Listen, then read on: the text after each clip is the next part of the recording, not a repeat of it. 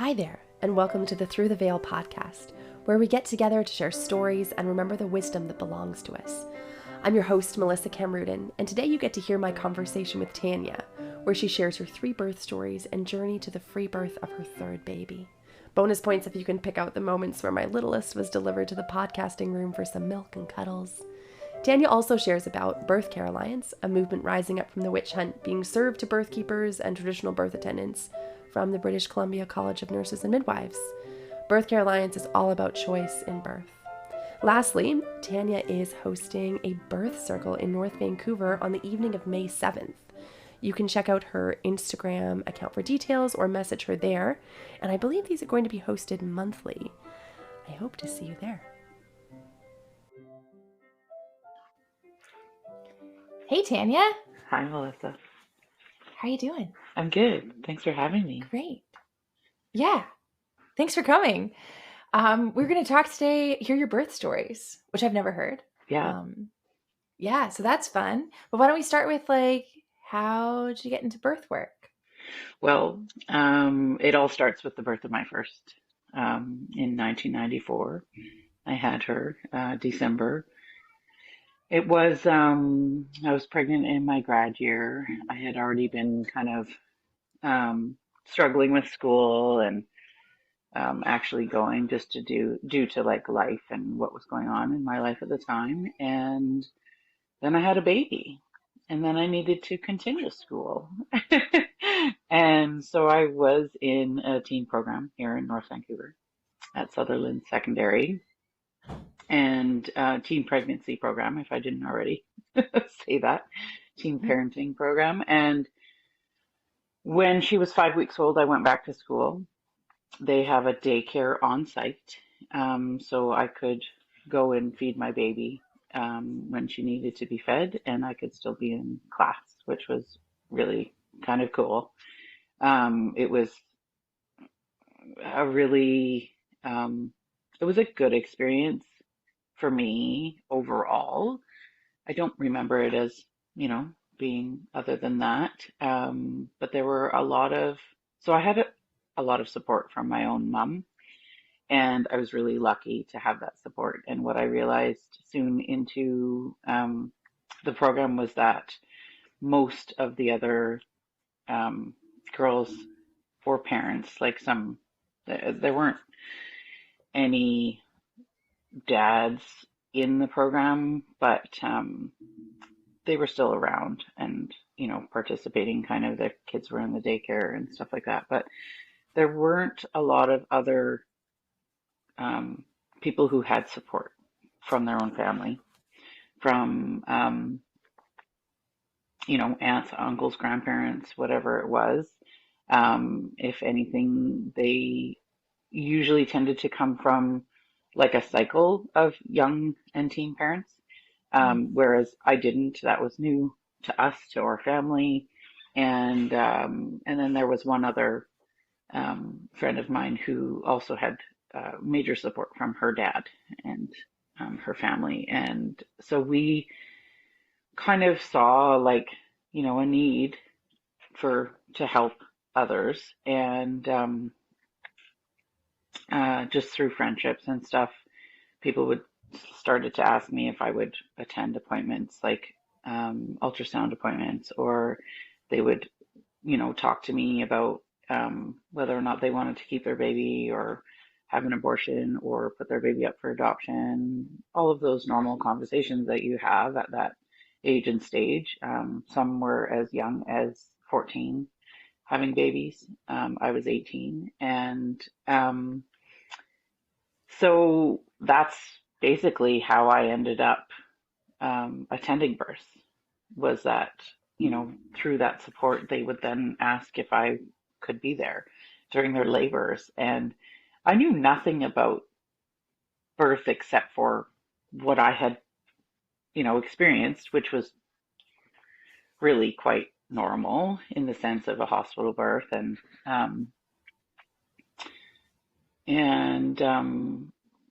So 27 years ago, I attended, it was literally April 1st. I attended my first birth that wasn't my own.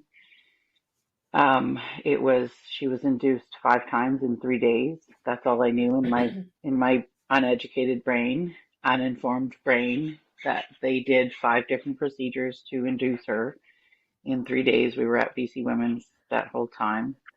I think it was called that at the time. And it it was wild. I watched an episiotomy from about 3 feet away from my very Mm. own eyes, and without any warning, any knowledge of what was about to happen or anything. And yeah, there was just something in me that kept needing to be there and support. And, you know, Mm. so after that one, it just kind of became a thing for a while. And I didn't know about doulas. I didn't know about midwives. And I just knew that they needed somebody with them, even if it was just to hold their hand, or wipe their tears, or, whatever it was. So that's how I came into birth work. And and then of course my friends, started having babies as we got older. And then I had a huge gap of about 11 years in between where I did other stuff. I was a single mom for 10 years. I needed to do whatever I could to work. I wasn't educated in the way of like college or university. I tried a bit of college. I tried a few different things, but having to work and take care of a child and pay the rent was my focus. And so then it was 8 years ago when a friend asked me to be at her birth. She was being induced in 2 days. I'd been there for her throughout her whole pregnancy, but um, she thought she had wanted her aunt there. And right at the last minute, she said, I don't think that's what I need. I think what I need is you. And it was a beautiful birth. She was induced due to consistent high blood pressure throughout her pregnancy. And she labored beautifully for 15 hours and had her baby. And it was like really quite a smooth induction at the time. And I went home just high as a kite on oxytocin. just like, wow, like that was so cool. That's what I was meant to do all along, kind of Mm. feeling, but I didn't quite listen to myself. It was 4 o'clock in the morning and I was just staring in the mirror like, wow, that just happened. And I felt a little tap on my shoulder. And my grandmother had passed about 4 months before, and I just heard her whisper, are you going to do this already or what? Mm. And I was like, yes. And I called Gloria LeMay the next day and said, what do I do? How do I do this? This is what I was meant to do. And we talked about our birth stories and, how it kind of came to that point. And it was just so aligned that I was in the next course available with Jessica. And yeah, the Nice. rest is history. Did you already know Gloria? I did not. I had gotten her name. Okay. So I knew of two doulas in North Vancouver, Jenny Taylor and Jill Colpitts. And Jenny's now Hmm. a registered midwife.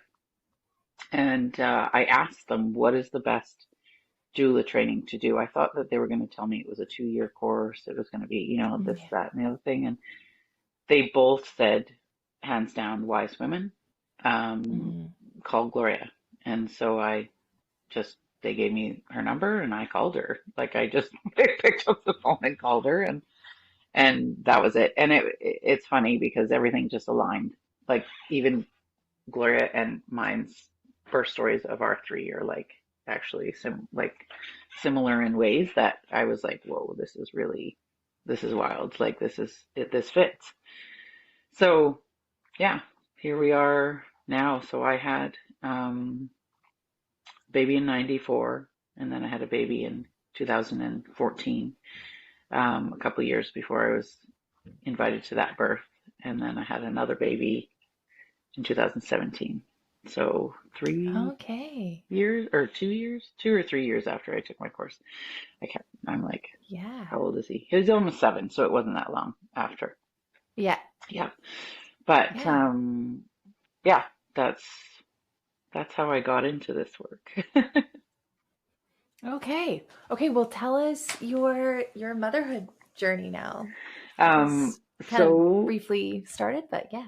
yeah, so um, I'll start off by telling you that before I got pregnant and had my daughter, I had a pregnancy with the same partner.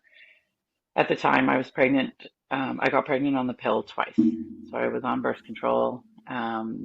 We didn't use condoms, but I thought that was going to be what worked. That's what we're told as Yeah. teenagers who are sexually active. And so I got pregnant the year before, and I chose to have an abortion.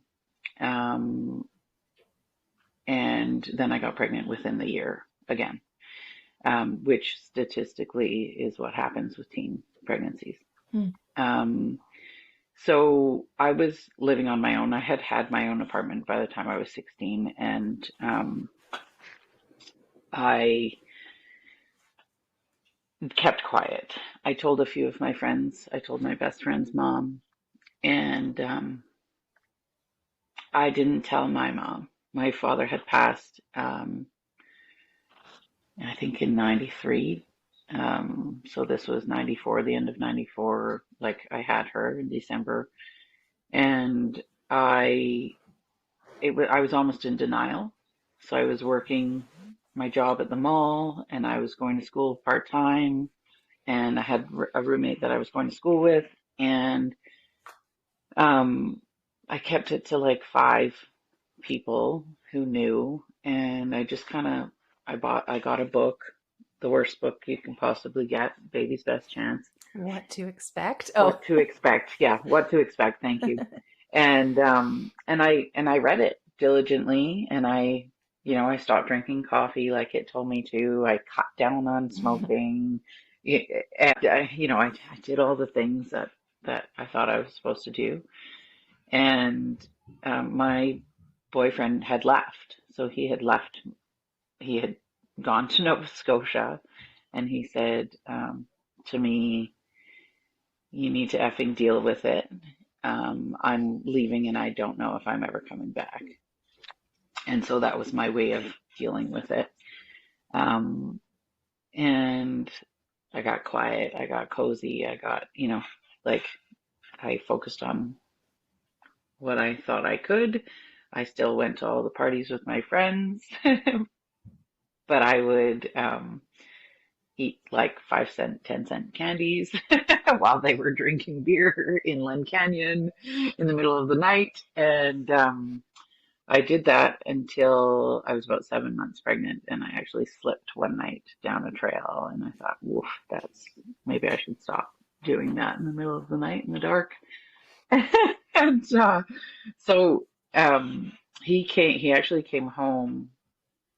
Sorry, I'll rewind. At 5.5 months, um, I hadn't really shown like that I was pregnant until then, and I was quite underweight when I got pregnant, and um, at 5.5 months, I thought I better tell my mom, like she's gonna, know sooner than later. And so I called her and I asked her if I could come over for dinner because I needed to talk to her about something. And she said, "Oh, you're pregnant." She said, "Of course, come over for dinner." She had no idea how far along I was, but Hmm.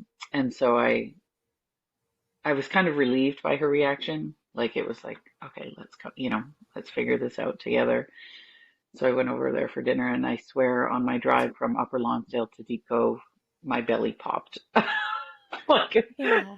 it was like all of a sudden I just, I was able to relax and not be hiding it anymore. And so she was fully supportive of me, of course, knowing that I was that far along. There was the choice to have it. And my boyfriend came back shortly after that. I can't even remember when he came back. I think around 7 months or so. And he came back and said, I came back to take care of you and my baby. And he was, so excited and all of this. And I was just young and dumb and what I thought was love in love. And the relationship wasn't good before that.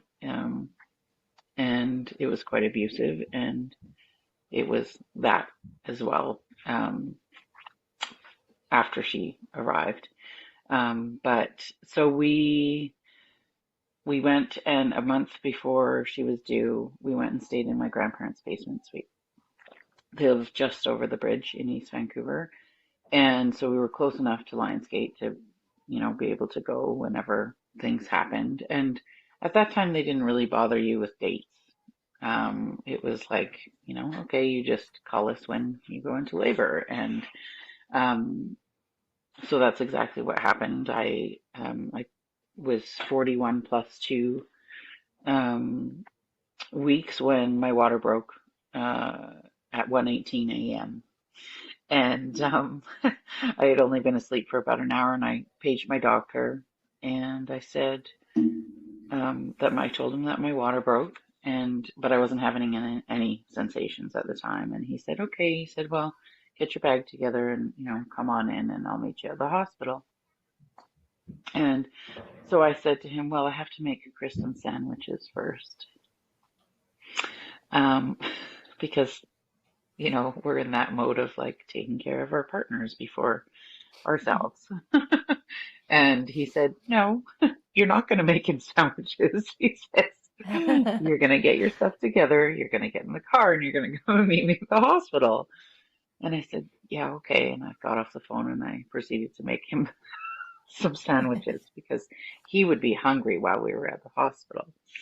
And it was so funny. So I did that. I had a shower. I used because my grandmother had told me to use the face cloths as pads when your water breaks. She had told me, like, taught me how to fold them up and put them in my underwear. And that's what we did, if we didn't have pads when we had our period or whatever, back in the olden days.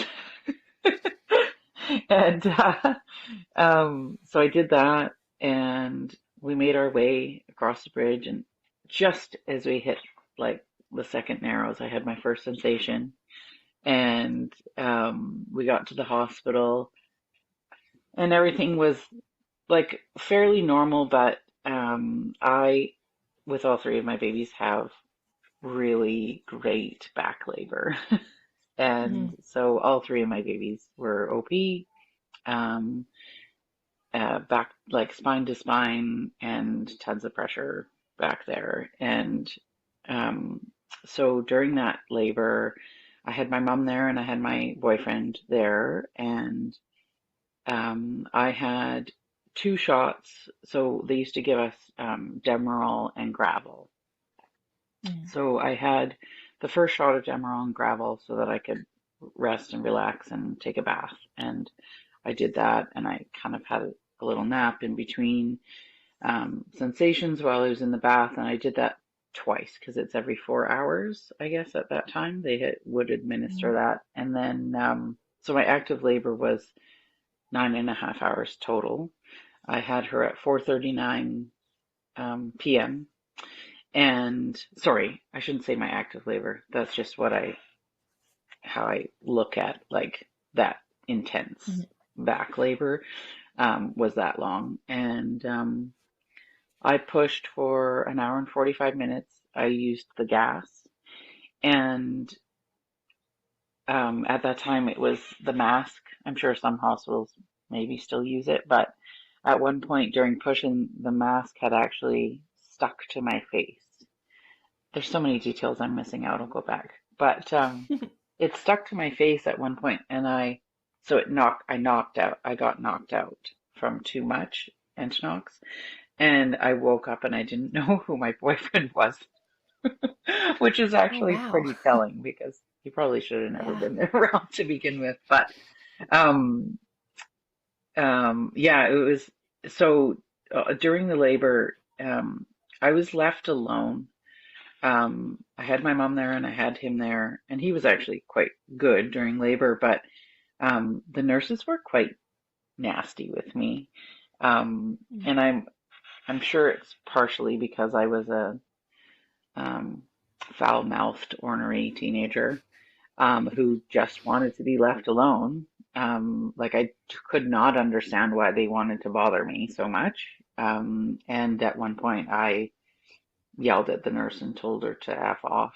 And so they didn't really come back.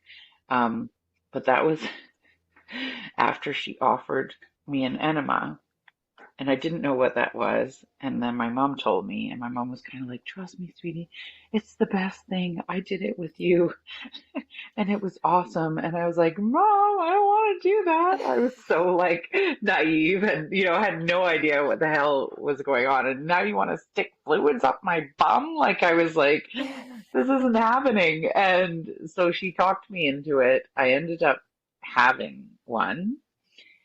It was relieving. I do have to say it's the only time I've ever done that, but it was relieving, and um, I don't know if it helped other than save them from the mess. But that's what happened. So basically, yeah, I was left alone until I was crowning, and that's when my doctor came flying in because he had come in 2 hours previous and was like, "Oh, you're still going to be a long ways away." And I'm one of these people that kind of sits at like 4 to 6 for the majority, and then all of a sudden I'm 10 and pushing. It's happened with all three of mine, and yeah, so I thought it was the longest pushing ever. A whole hour and 45 minutes of pushing. Now I know very differently. But she came out and she was absolutely perfect. And my girlfriend walked in 5 minutes after I gave birth.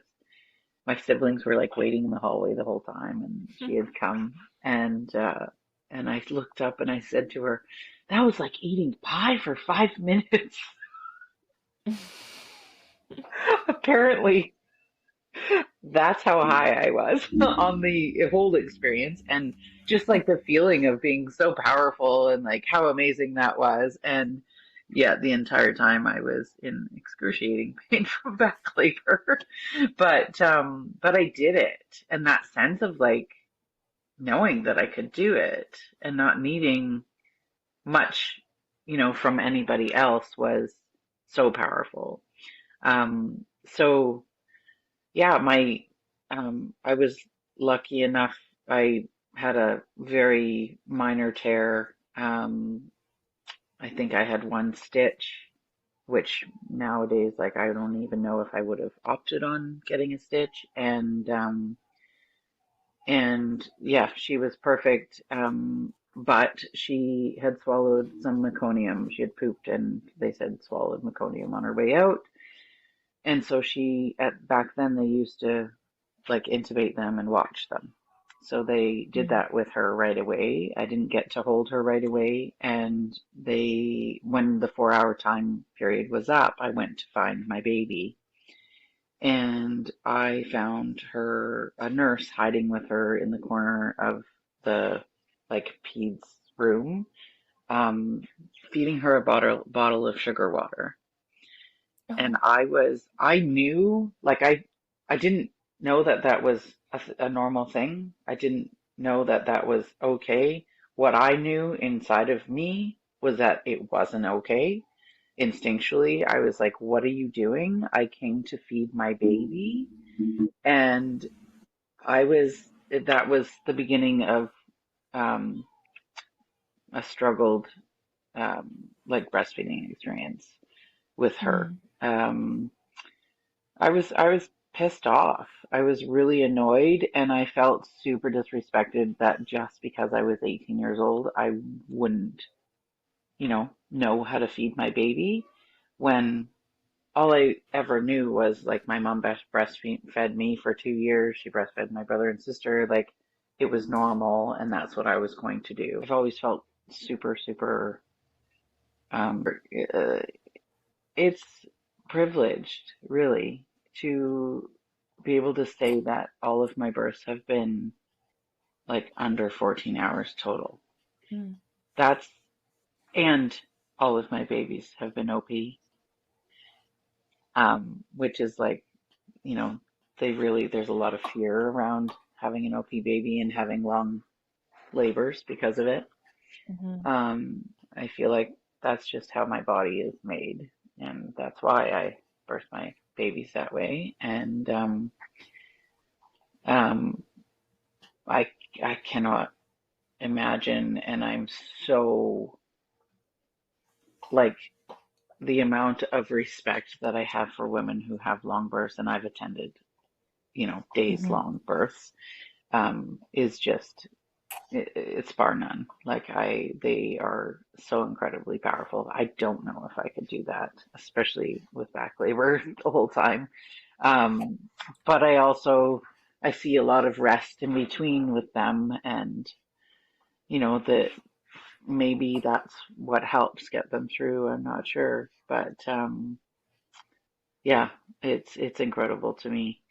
Um, so fast forward 19 years later, I I dreamed of having another baby from the moment I gave birth. Literally from the moment I gave birth, I then wanted a boy. Actually, we're going to rewind. um, when By the time my daughter was 4 months of age, I um, had finally I was leaving or separating with my boyfriend. Things had gotten really, really intense. The physical abuse was um, worse than ever, and it was physical, it was mental, it was a whole bunch of not good. And now I had a baby involved, and we had a friend who was, I guess we used to call him our best friend, and he exclaimed his love for me one day and kind of gave me an out. And it was at the same time that my girlfriend kind of caught me without, like, just getting out of the shower with a towel on, and I was covered in bruises. Um, like, I would hide it by wearing long sleeves and things like that. And she grabbed the phone and she called my mom, and she basically blew the whistle on all of it. But so I was feeling supported, and like I had this, friend who loved me, and I got pregnant shortly after again. Um, I wasn't on birth control, I don't believe. By the time she was around that age, I had stopped breastfeeding completely. Um, that's a whole other story, but I was very much pushed to formula feed by the community nurses and even the lactation consultants. They were Lachet League um, leaders at that time, Wow. which is really wild. Um, Yeah. but yeah, so I ended up getting pregnant, but not really knowing, because I had this young baby and I didn't really like realize what was going on in my body. I was too busy with her and this new Mm. boyfriend, and so when she was 9 months old, I had another abortion um, on my 19th birthday, and it was one of the hardest things I've ever done. Um, Knowing that I desperately wanted another baby, and I really wanted a boy. Um, I don't know why. I figure I chalk it up to having one brother and one sister. I think that's why I always wanted one of each. But it was hard, and I knew that it was the right thing for us at the time. I didn't want to end up like the girls that I had been going to school with that ended up with so many different children with so many different baby daddies, and their lives just were so chaotic, and I knew that wasn't how I wanted it to be for us. Um, so um, again, fast forward 19 years later, I had met my husband when my daughter was 10, and never really dated before that because I didn't want to bring in other men into our lives. I didn't I wanted to just focus on her and she wasn't old enough to be able to tell me like yes or no, this person's safe or not. And we were surrounded in, good friends and family that loved us and held us up and supported us. And then I met him when she was 10, and he was young. He's 4 years younger than me, and he was only 24 at the time. I was 28 with a 10-year-old, and I thought, what on earth does he want with us? Like, why does this kid keep hanging around? And he kind of wouldn't leave. And so we dated, and then we moved in together 8 months later. They were like instant friends. It was wild. It was like, because he's only 14 years older than her. And he was like the cool guy that kind of came into our lives. And, uh, and so we dated for seven, 7.5 years. And then he proposed, and we got married another year and a half later. And then we waited even longer before we started trying to have more babies. So 19 years later, here we were, um, having a baby of our own. And I contacted the first midwife that I knew, that registered midwife that some of my family members and closest friends had used and loved. And some of them had beautiful home births, some of them had beautiful hospital births. So I thought, well, this is going to be, the right fit for us. And um, she was lovely. Um, but when we brought up home birth, um, she said to us, "Oh, well, unfortunately, your place isn't conducive for emergency services to come in and get you out in the event of an emergency." And I kind of like remember like, hold on, wait, like in my brain, but she kind of kept the conversation going, like switched it into a different, subject so quickly that we didn't really have a chance to like think about it. And now that I look back, my husband's a carpenter. I'm a carpenter's daughter, sister, and um, wife. And I live in a townhome in North Vancouver that is built to code. Mm-hmm. So that means that it is built so that emergency services can come in and out with ease and get us out and get somebody out in the event of an emergency. But that never dawned on me at the time, nor my husband, because we were so gaslit. Like it Yeah. was just, and so me being super disappointed and thinking, wow, but like I had such a great birth the first time. It was so normal and like easy, and I know I can do that again. Um, I couldn't understand why. Um, but knowing that I was 37 and now under their guidelines more morbidly obese, so um, I was a double high risk according to medical textbooks, and um, I was actually fit and healthy and super strong. And there's absolutely no reason why I couldn't have had my home birth. But at 41 weeks, she called me and sounded on the phone like there was an emergency. She made me feel like uh, I didn't have a choice. I had to come in for an NST right away, and I didn't even know what that was at the time. So, pardon me, an NST is a non-stress test, which is actually the name of it is the exact opposite of what it does. That actually Yeah. stresses you out and the baby out. And so I rushed into Lionsgate thinking something was wrong, but I didn't even What was the think reason? because I was 41 weeks and I'm old and Oh, fat. oh, okay, okay. It's like I don't understand. Right. Okay, So I'm got double it. high risk. So they had me do a consult with an OB, which I very reluctantly went and did. My mom was like, "Oh, it's okay. I'll go with you and we'll go together." And, she's like, "It'll be fine." And he was like, he wasn't even that chuffed by me just having a baby. Like, he was just like, "Yeah, okay, so I'll be there, if something arises." And I had no idea why I was even seeing this guy. And, and so at the NST, she told me that my blood pressure had spiked. You think?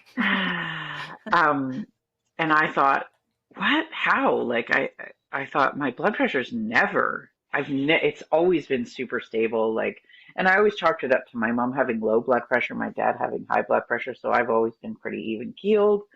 Like that was just a story I had in my head, and I was like, what, like how can that possibly be? And so she said to me, we have to induce you right away. And I'm totally, like, totally blindsided, absolutely gaslit to the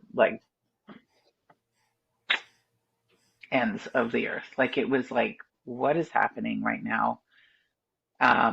We're going to administer Cervidil. And I was like, okay. Like, I was so blindsided that I couldn't see straight. I didn't know what the hell was going on. I thought, but my first baby was born at 42, 41 plus 2. What's wrong? Like, there's nothing wrong. This is normal for me. And, so she administered the Cervidil and then she told me that I had to wait for 2 hours on the monitors to make sure that I didn't have an adverse reaction and it didn't cause, one big, huge contraction like it can or put the baby in distress.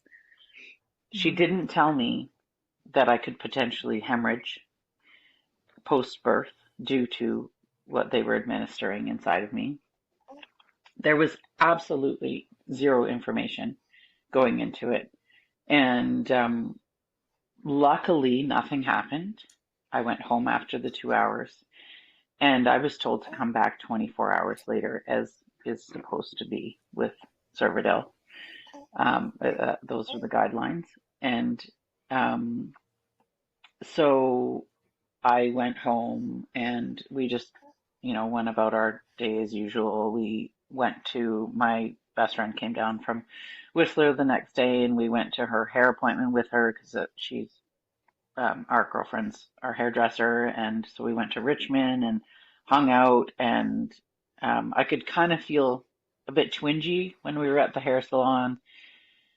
And so I was excited. I was like, oh, I can feel things are like kind of moving along.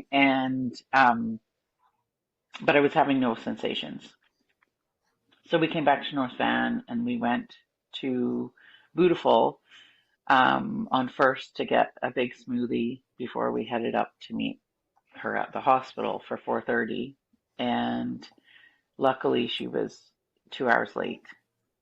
And by the time she walked into the room at 6:35 p.m., I had my first sensation as she walked into the room, and I exclaimed it. I was like, "Oh, that's it!" I was like, "That's my first sensation." And they don't look at me, but they look at the paper on the monitor, and she goes, "Oh, yeah, I'm not sure if that's a," she's still trying to defeat me and still prepping me to like be fully, induced on pitocin Mhm. and I'm thinking, and I'm like, no, I'm literally like, I know this feeling, like I've been here before, and I know that I'm going into labor, and oh, okay, well, we'll see, blah, blah, blah. Um, so they get me into a birthing room, and I'm laboring as I usually do. My sensations are usually about 10 to 15 minutes apart for a good while. And then, like I said, all of a sudden I'm 10 and pushing. And at some point Mhm. she decides that my baby needs to be turned around. And that, I mean, fair, it's hard to watch somebody with such extreme back labor. Like I can attest to that. Yep. But if they're just roaring and doing their thing and managing through it and, still breathing and all of this, then um my like I just encourage them like that, Mhm. like they're doing amazing. And um it is an incredibly powerful feeling. And so um I noticed at one point that she was prepping the OR for me. So keep in mind that my first sensation was at 6:35 p.m. My daughter was born at 11:52 p.m. Mm. the same day. Um, in that time, she told me that she was turning my baby. She gave me a shot of fentanyl so that she could stick her arm up inside of me and physically turn my baby around. Oh. Um, she started, so for a long time, they were trying to get an intravenous into me without any knowledge of why, without any conversation. Mm. And I'm quite veiny, like you can really see my veins through, but for some reason they couldn't get it in. Um, so they tried several spots, and then by the fourth time they got the intravenous in, and she turned on the pitocin because I wasn't dilating fast enough. Oh my, what? And she just kept sticking her hands in there. And now I know, like, she's known for that. She likes sticking her hands Mm. in people's vaginas. Um, and the nurse that when she turned on the machine and I had my first sensation with it streaming through my blood, I was like, in my head, I was like, I'm not doing that. It was an insane feeling that I had never felt before. It was totally Mm. unnatural. And I looked at her and I said, I can feel my body getting pushy. And she looked at me and she said, I'm shutting this down. She turned the machine off. She looked up at the midwife and now an OB who was there because they're literally getting ready to wheel me into the OR without any conversation, without any issues, without anything wrong. And other than that, the fact that I'm old and fat. And she said, I'm shutting this down. She said, she's having this baby. And then she whispered to me, she said, I was a midwife. And I was like, thank you. I think she was Irish. And, Oh, that and was your I, L and and D I, nurse. yes. And I just Yeah. looked at her and I said, thank you. And my baby Wow. was born 20 minutes later. Um, she came out in 3 pushes, 12 minutes of pushing. Mhm. Um, she was absolutely perfect. There was nothing wrong the entire time. I got to hold her right away, and then I hemorrhaged Mhm. due to the Cervidil. Yeah. But I thought it must have been because I was fat, because that's what they made me believe.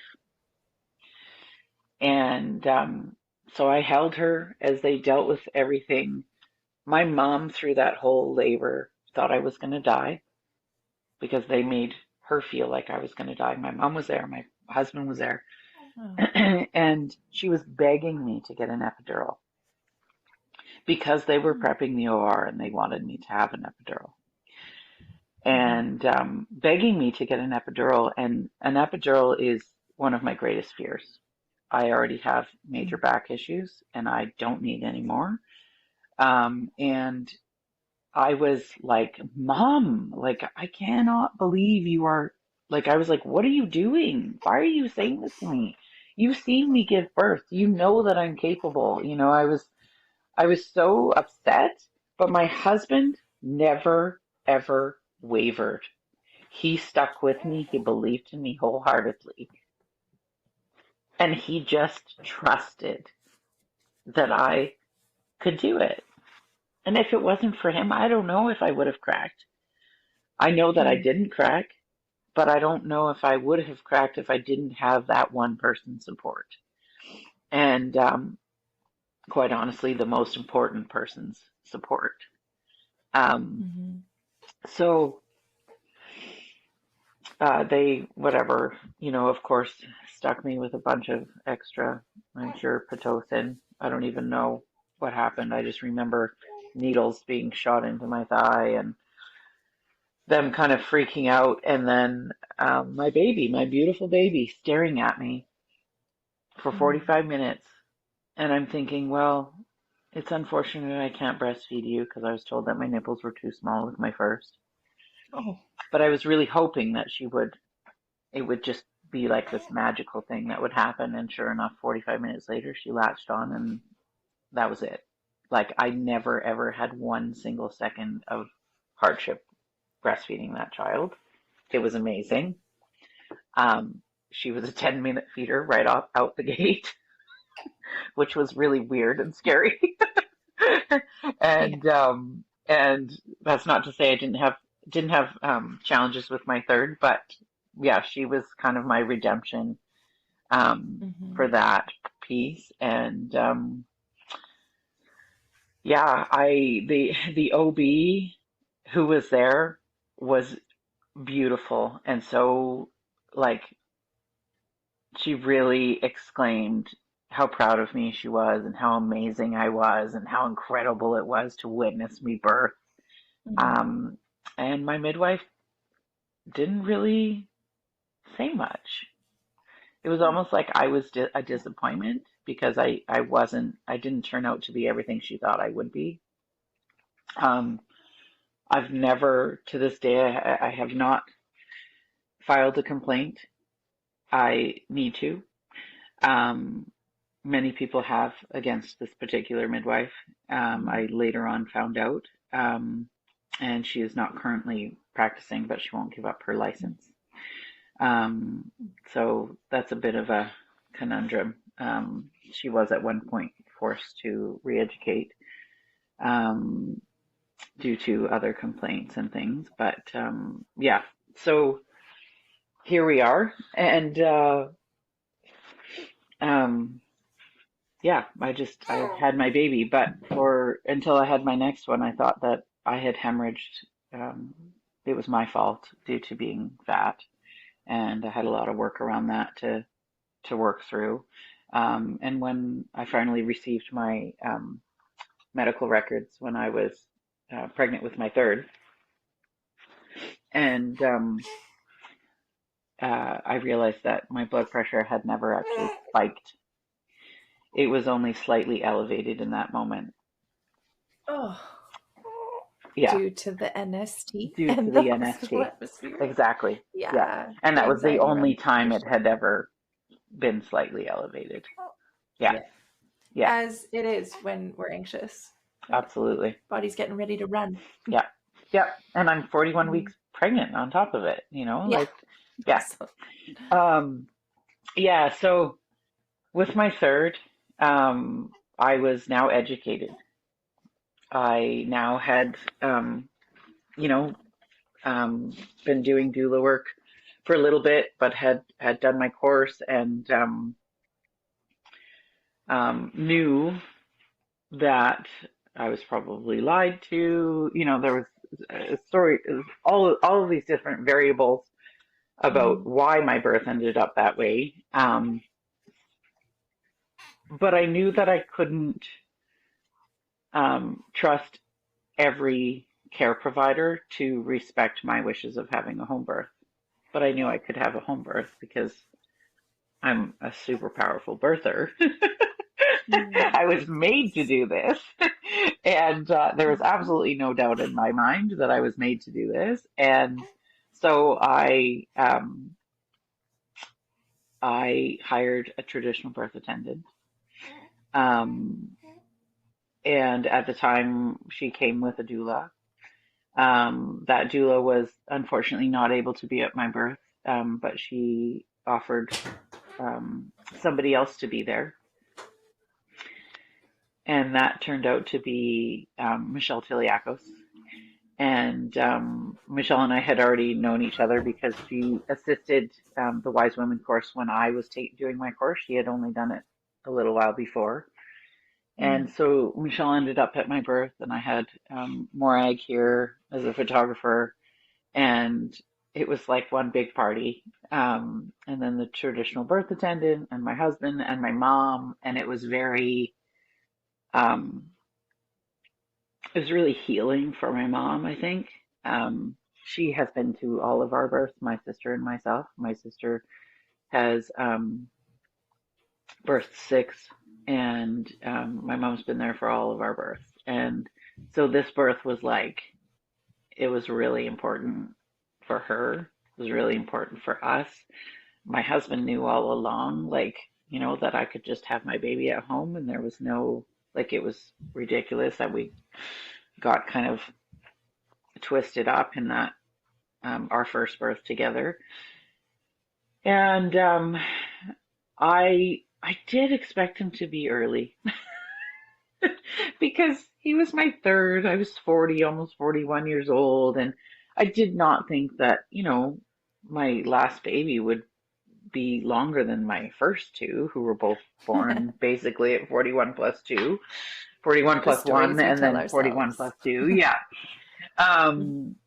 And so around my due date, I actually, we had flock, yeah. So we had Gina Kirby come and Wapio come, and we had a retreat that we used to do called flock, yeah.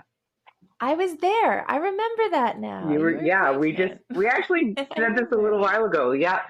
And that would have been the first time we met, and I was big and pregnant, and that whole weekend, it was my due weekend. I had contractions throughout the weekend, and at one point, like, I would go home and go to sleep, and then at 1 a.m. they would wake me up, and I would have sensations for 4 hours in the middle of the night, and then I'd wake up and go back, and that's when it started. So I had about 3 weeks of prodromal labor where it would start and stop. I don't think it started that weekend. It was kind of ramping up, and so I thought, oh, for sure he's going to come soon.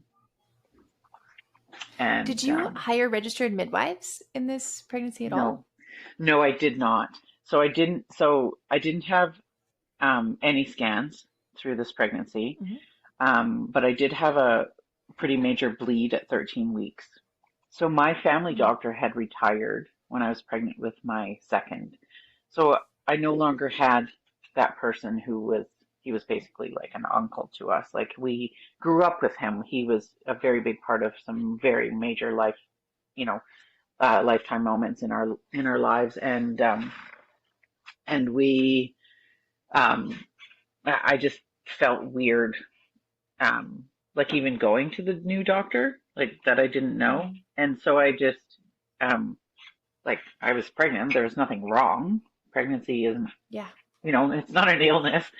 And so at 13 weeks, though, I had a major bleed. I was laying on my bed upstairs. Luckily, I wasn't wearing anything, and blood shot out of me. And all of a sudden I had cramping, and I was like, no. And I got up and I went into the shower. My husband was already at work, I think. And I was crying and crying and crying, thinking, oh my God, I'm losing this pregnancy. And I thought for sure I was losing it. And there was a lot of blood. And I had like a big like clump of tissues come out. Mm-hmm.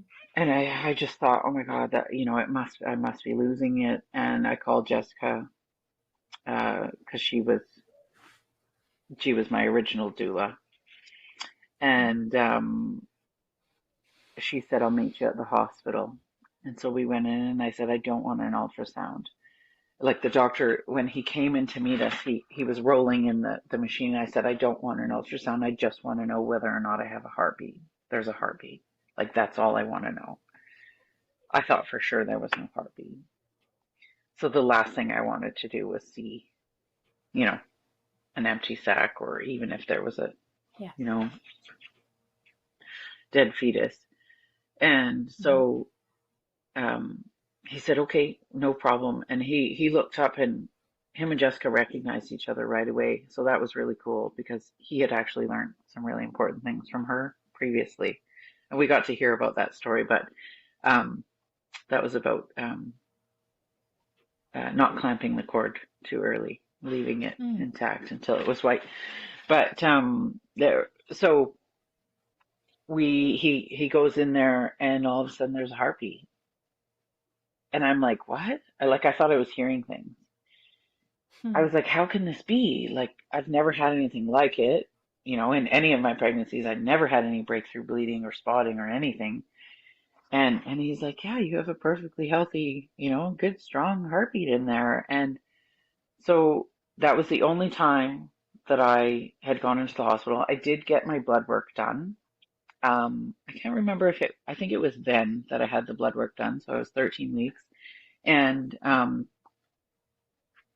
because I am A negative, so Rh negative, they Mm-hmm. recommended ROGAM, and I did receive it at that time. I didn't know much about it at that time, um, but I had talked to my care provider, and we kind of talked about it, and I think I decided not to do any more after that. But yeah, so going forward, I actually have, there is a registered midwife that I grew up with. So we still live in the same area. We grew up since we were 5 years old together. And so she would come over and just like do measurements and check my blood pressure and, listen to Mm-hmm. baby and throughout my pregnancy and knowing that I had the traditional birth attendant as my care provider and was fully supportive of that. Um, but because I had hemorrhaged with my second, I was nervous about that. And so because of that anxiousness around that, that particular registered midwife spoke with two other registered midwives who have privileges at Burnaby Hospital and BC Women's Hospital. And then my other friend is Lionsgate Hospital. So I had three registered midwives that said, if you want us to be waiting outside for you, just in case you need to transfer to any of these hospitals, we will do that. But you've got this. Like, you're just going to have your Mm-hmm. baby and it's going to be perfectly fine. So I kind of had that in the back of my mind if I needed that. And it was so beautiful to be supported by Yeah. everybody that way. It really like relaxed my fears. And the only thing that really bothered me was I was worried about my mom being there and being concerned for me during my birth. Um, and that ended up all going away at some point. But it was beautiful. So when things finally started going, I was 42 plus 1 weeks pregnant. And my sister-in-law had been bugging me for days. She was getting worried. She had both of her babies a bit early, even though she had totally normal births. She was like, aren't she called me, I think the day before and said, aren't they going to do something about this already? I just laughed and I said, they? I said, what do you mean they? I said, I'm the one having this baby. It's I me. was like, yeah. I was like, who's they?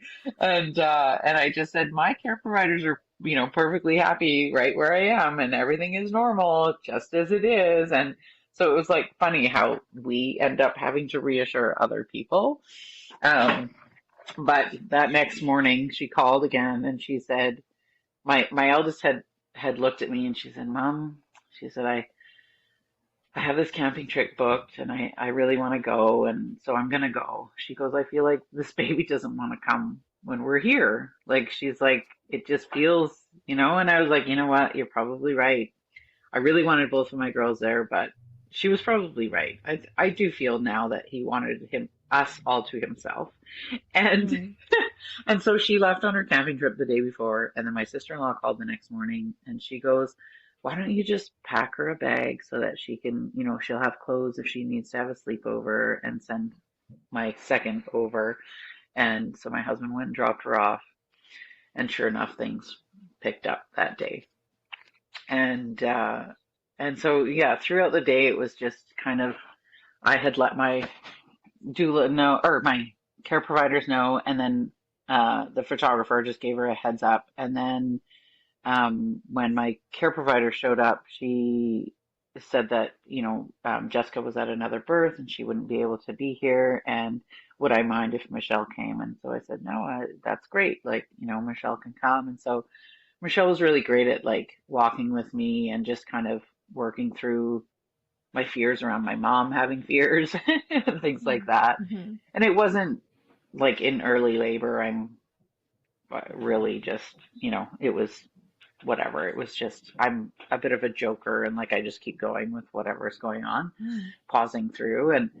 And so we all ended up at my place, and later on in the afternoon, and I could totally tell that they were all like, man, this baby's never coming. Like, it was like, what's going on here? Like, what? And should we even be here? But we made dinner. Everybody kind of pitched in, and we all had dinner. And I was over like in the corner on the couch, like eating my dinner, but like breathing through the sensations every 10 to 15 minutes again. And then it started to get dark, and I got in the pool, I think around 9, maybe a little later. I remember it ramping up about then, and I feel like I was like finally active, and things were getting a little bit quicker and more intense. And my husband got in the pool with me at some point. The back labor really started ramping up at another point, to the point where I was like, please, please, like give me some kind of relief. So they had the rebozoed 2 people on either side, and Mm. but it was like no matter what you do really at that point, doesn't really help it. But the water, oh, being in the water, as soon as I got in that pool, it was like, holy shit, like why do we torture people and not like just let them get in the water? Like having that relief from the belly being lifted naturally from the water just relieves so much pressure on the back and everywhere else. And it was like a game changer. And I could finally rest in between those sensations. And that part of my labor was only an hour and 42 minutes long. It wasn't very long. Um, but when that baby's head was finally born, I exclaimed, I was like, holy shit, this baby is effing huge. And it was because of the thunk of the shoulders. I had Mm. never experienced a boy and like different shoulders. And Mm. and I was just like, my second one basically flew through. She was super skinny and long and didn't have these shoulders. And I was like, wow, like it literally the shoulders kind of stopped at my pelvic bone, and I exclaimed that. And if you ever want that video, it's pretty dark, and I could share it. But I do. yeah, but yeah, and he was born just as quick as his sister, pretty much 3. I think it was 3 sensations, and Mm. he came out, and my husband was in the pool with me, and we had to remind him to catch the baby because that was like one thing that we had talked about. We really wanted him to catch the baby, and so there's this beautiful photo I should give you this one to share with this, but of Yeah. him catching his baby, but it looks like he had just given birth to the baby. It's really, really cool. It's really sweet. Um, and it's almost like I'm like doing the like, oh wow, look at what you just did with him. But it was uh, the most incredible experience. Like, nobody ever questioned my ability.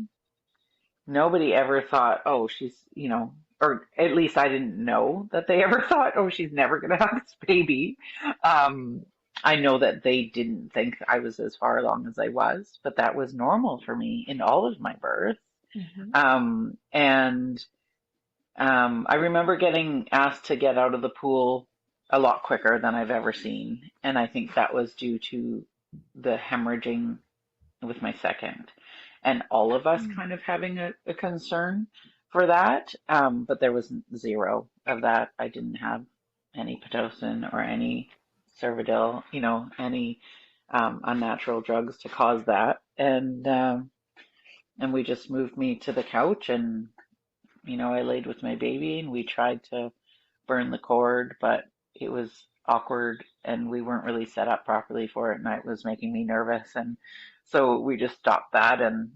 But that was, you know, after my placenta had been birthed, and it How long came did it take, do you think, for your it came placenta super to quick. come? I'd say within 10 minutes. Yeah. Yeah, it was super quick. Oh, yeah. Yeah. Um, I've never had a long, like, but even without synthetic oxytocin, like Hmm. it still came really quick. Um, I remember after my third, like having really intense cramping. But I also learned from my sister that that was totally normal because she has had, you know, so many babies until that point, and it just got more and more intense for her. So I was kind of Hmm. expecting that, but I also think it's my body's way of being super efficient, and yeah, just releasing that um, placenta. I remember like peeing a lot throughout my pregnancy or throughout my labor, so it wasn't, like it was probably nothing prohibiting it from coming. Um, yeah, it was beautiful.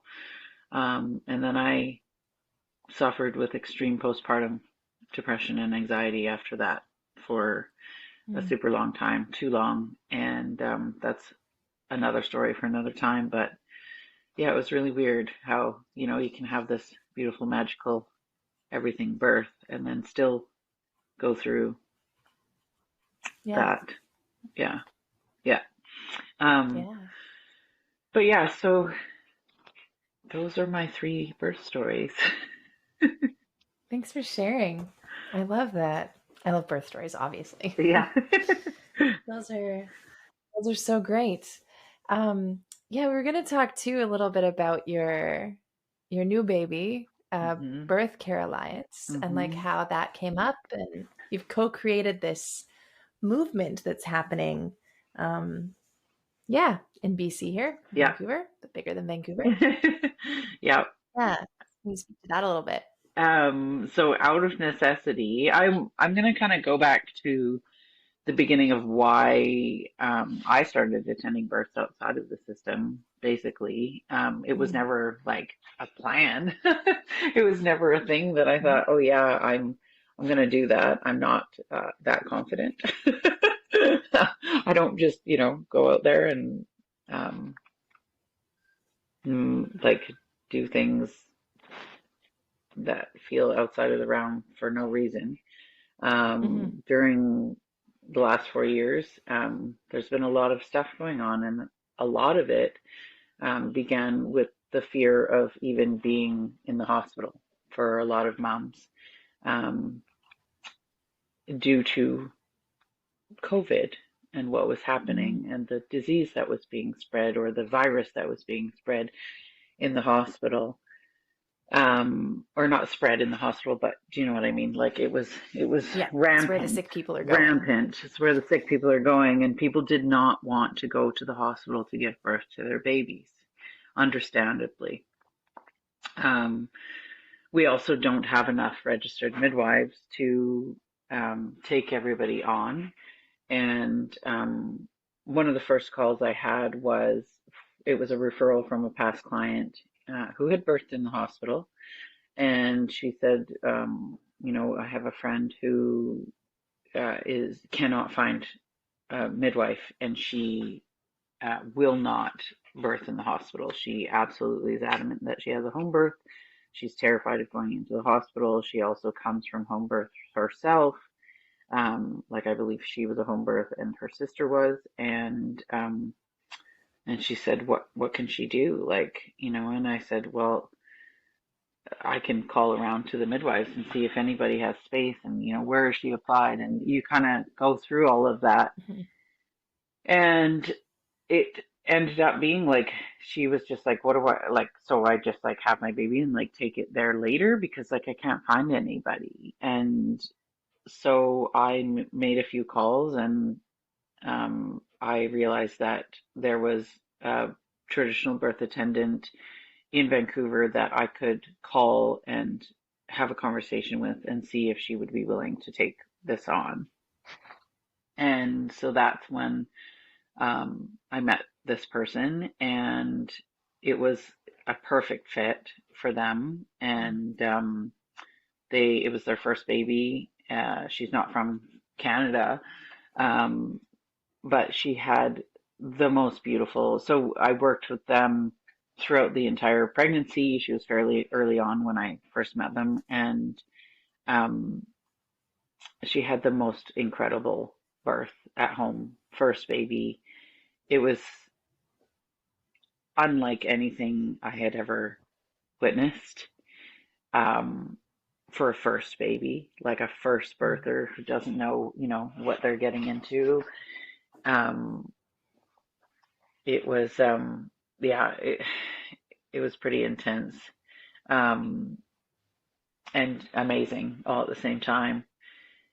Um, and that kind of opened my eyes to like what we could do for people during that time. So I'm sure during that particular pregnancy, I had other calls, the same kind of thing. People were afraid to go into the hospital. They couldn't find a registered midwife to take them on. There was no space. No matter what we did, it was like, or who we contacted or anything, there just wasn't enough. And Mm-hmm.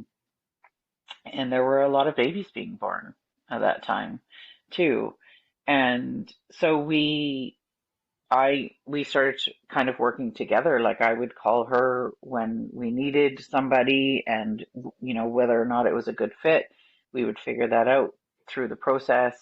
Um, and yeah, I wasn't just working with her. I was also working with people within the system who were still having hospital births and births with registered midwives or OBs or whatever it was. But I could just feel and see how different it was and how beautiful it was for families and for those babies. Like those babies are different when they're born. Like they're so much more calm. It's not this crazy, chaotic, like, bright lights and screaming and, Mm-hmm. I mean, of the babies, or they're not kind of doped up and not really there. They're really bright-eyed and, um, yeah. So when um, we started hearing about the CBC articles and them kind of putting out this public service announcement, for safety of the The College of public, the Midwives. College of Yeah. You're Midwives, saying? Mm-hmm. it was like, what? Like what? They don't even, they don't know. Like I've always said, I feel like they should be, as they, like anyone who works within the hospital system in labor and delivery, absolutely should be attending at least 10 home births, just so that they can Mm-hmm. really get a sense of like what normal physiologic birth looks like. And yet that's not a priority. I'm not sure why that's not a Mm-hmm. priority, because for me, as somebody who has attended those, it just seems like that should be on the the list. Like it should be a Mm-hmm. major priority, because then they wouldn't be so scared of it, which is what we see a lot of the times in the hospital, is that they really don't know what is normal and what normal looks like. Um, so like when they call stalled labor, for example, I have a client who I've been with her for two of her births. She actually has a pause during her labors and her body just stops and allows her to rest. And at her last birth, she had 2 2-hour naps with zero sensations through it. And then after the second one, she just woke up and had her baby. And it's like so normal for her. And we realized that at the first one that I was with her at, but her first one, they deemed it stalled labor. And, she had all of these interventions and all of this mess and all of this trauma unnecessarily. And now we know that that's just how her body births. Um, there's nothing wrong. It's actually a really beautiful thing that her body like allows her to have that rest and Just then knows. keeps going. Yeah. Yeah. In its And own wisdom. Mm-hmm. Wapio talks about that, and she talks about it as in the quietude. So it's like a pause, like a quietude of pause to allow the body to rest, renourish, and continue. And I believe she says it can be for up to 9 hours. That's what she's seen, anyways. Mm. Um, I might have that a little bit off, but like 7 or 9 hours, somewhere around there. Mm-hmm. Anyway, so yeah, so it's quite wild. 2 hours is what I've seen so far, up to 2 hours. But it's really, um, yeah, it's been really quite eye-opening. So, um, yeah, when I thought, well, when the CBC started ththese articles and the PSA and um, naming people who are attending births outside of the system, I thought, well, that could be me. I thought just because I'm supporting somebody in their choice to birth, when they know the risks, they're highly informed and educated, and usually it's, pardon me, because they've had a traumatic experience previously, um, or they are scared of this virus that is supposedly so rampant within our hospitals and our communities and everywhere we go right now, that why would they want to leave their house to have their baby? Why would they want to put themselves and their babies at risk? So it was normal to me, and I thought,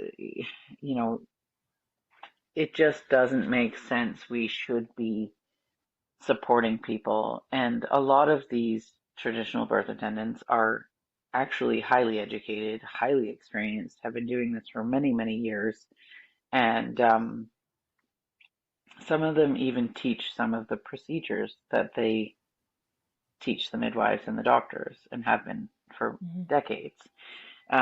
So it's really quite confusing for me from that standpoint. And um, I just feel like those people who have been named and those of us who are working, within and without, like out of the system, um, just really need to gather together and just continue to, you know, do the work that we're doing and ensure people that they can really rely on somebody through their choices, whether or not they want to birth in the hospital with registered midwives, with an OB, with whoever they want, or, at home by themselves without anyone there.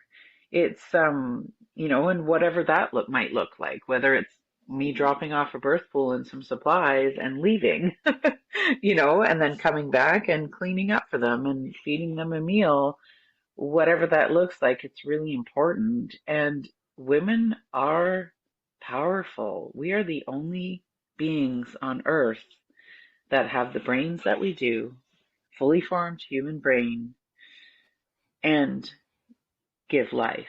We literally grow human babies. There is nothing more powerful. So I get that that might be scary to some people.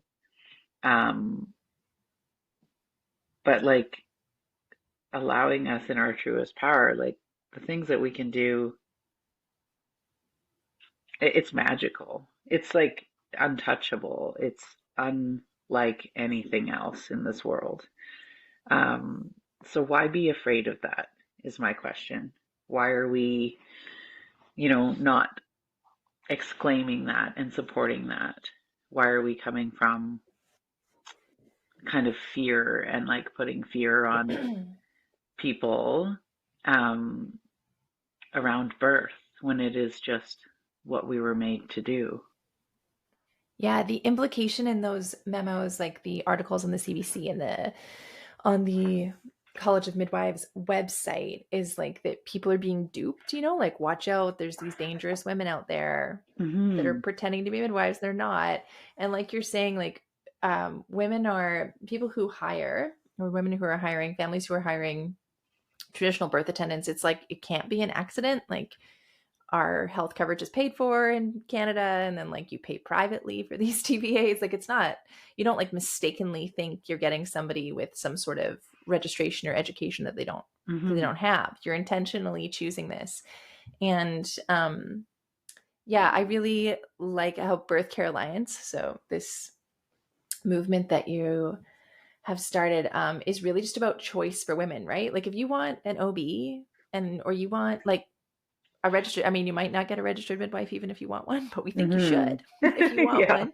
And if you want to birth alone in your living room, you should get to do that. If you want to invite your girlfriend or your doula or somebody who's gone to a lot of births outside the system, you should be able to do that as an adult, intelligent woman, Hmm. with a Hmm. brain, or whoever you are. Families need to be able to make those choices. Yeah, definitely. It's Yeah. it's wild.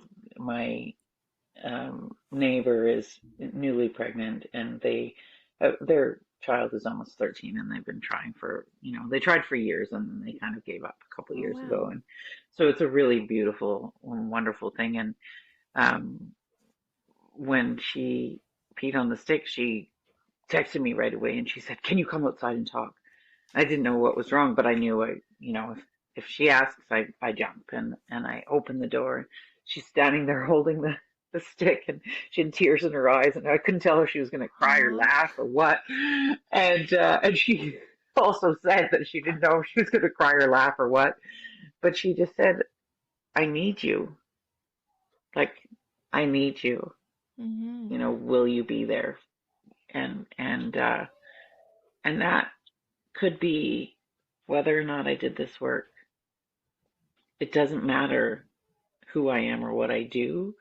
It's that she knew exactly who she needed when she knew and she peed on the stick that she was going to be having another baby.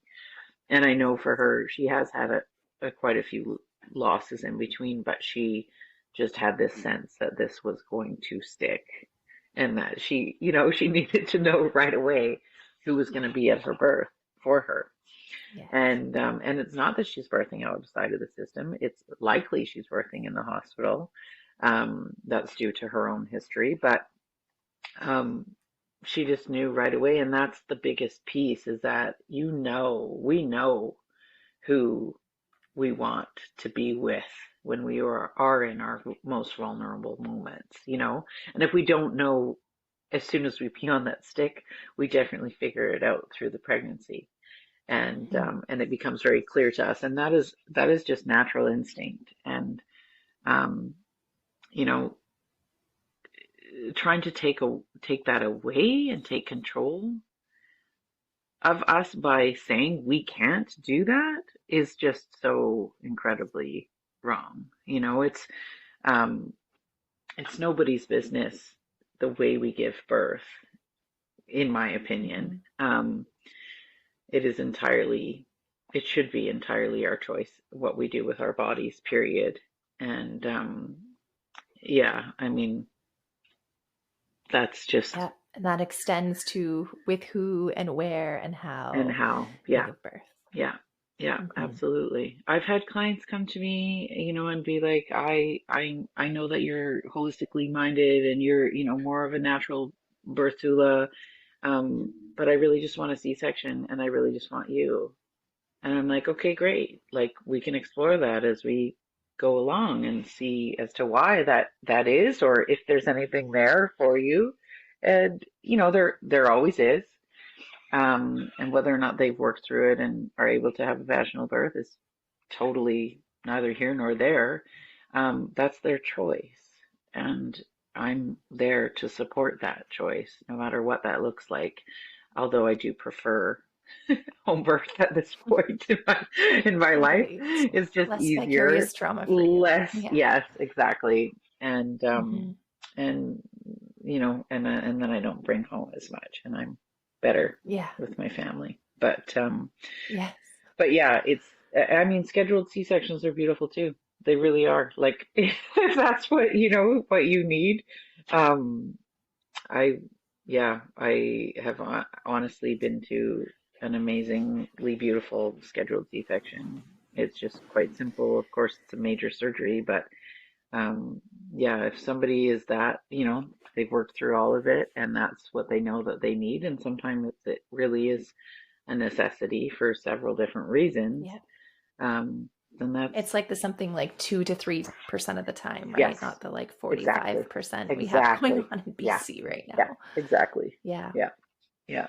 Yeah. Yeah. Um, You can make that beautiful too. hmm That's a right, right? You hmm can consciously engage in your rite of passage hmm that way too. absolutely. Yeah, Yes. yeah, Yeah. Oh, well, thank you so much. I love hearing your stories. yeah. I hope that, Yeah.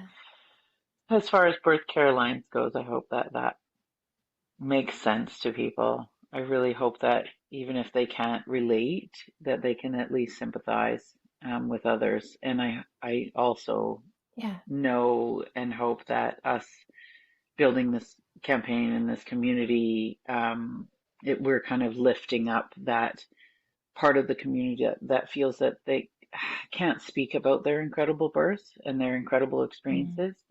Um, And it's so sad in our communities when people feel like they can't say, I had an amazing birth, because we really Mhm. should be hearing more of that, not less, not Yeah. just the So trauma. much power in story. Yeah, yeah.